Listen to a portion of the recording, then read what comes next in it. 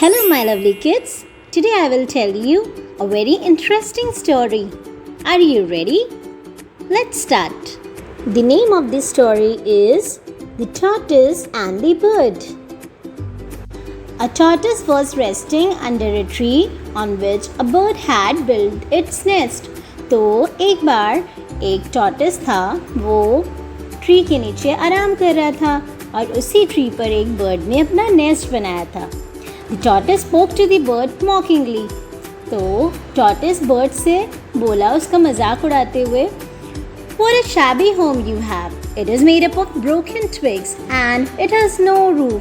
तो tortoise ने bird से कहा कि जो तुम्हारा घर है, तुम्हारा जो नेस्ट है, तो बहुत पुराना सा है, बिल्कुल लकड़ियों से बना हुआ है, सूखी सूखी, और इसकी तो कोई छत भी नहीं है. What worst that you have to build it yourself. तो उसने कहा, और ये तुम्हें खुद बनाना पड़ता है. I think my house, which is my shell, is much better than your silly nest.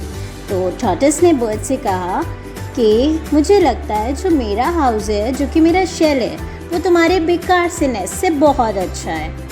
Bird replied, Yes, it is made up of broken twigs, looks shabby, but it is open to the nature and I like it. तो bird बोली कि हाँ, मेरा घर बहुत पुराना सा है और छोटी छोटी टूटी हुई लकड़ियों से बना है, लेकिन मुझे बहुत पसंद है क्योंकि ये नेचर से खुला खुला है, बहुत अच्छा है.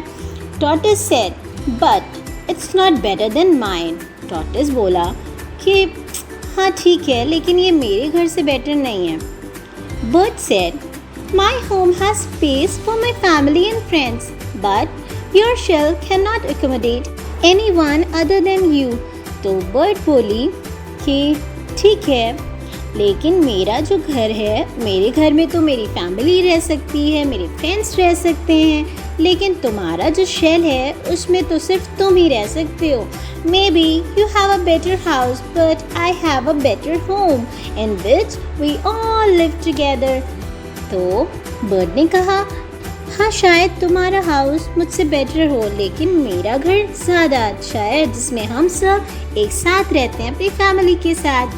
Said the bird happily and flew away from there. तो बर्ड ये कहती हुई खुशी खुशी वहाँ से उड़ती हुई चली गई.